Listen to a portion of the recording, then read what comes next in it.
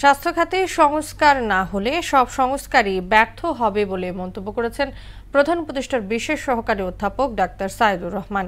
এ সময় আগামী মাসেই ৬,০০০ চিকিৎসক নার্স নিয়োগে কাজ চলছে বলে জানান স্বাস্থ্য ও পরিবার কল্যাণ উপদেষ্টা নূরজাহান বেগম।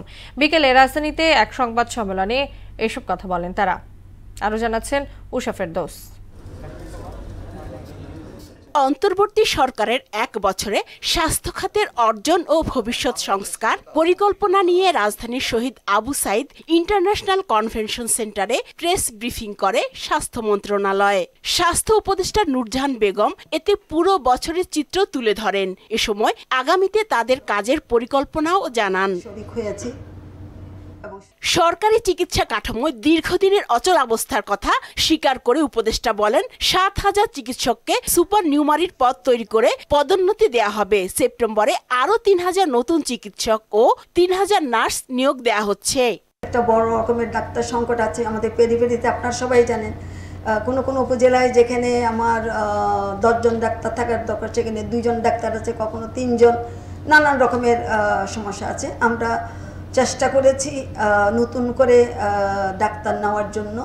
আমরা ৩,০০০ ডাক্তার আশা করি সেপ্টেম্বরে আমরা নিতে পারবো।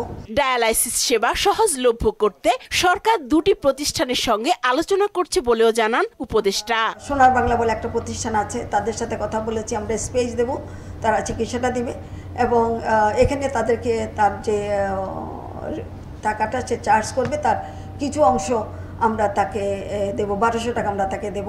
সংবাদ সম্মেলনে প্রধান উপদেষ্টার বিশেষ সহকারী অধ্যাপক ডাক্তার সাইদুর রহমান বলেন দেশের হাসপাতালগুলোতে ১৫,০০০ শয্যা সংকট রয়েছে।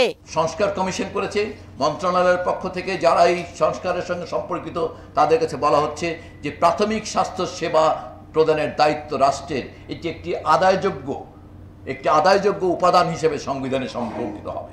স্বাস্থ্য ব্যবস্থায় জবাবদিহি নিশ্চিতে সরকার কাজ করছে বলেও জানান তিনি।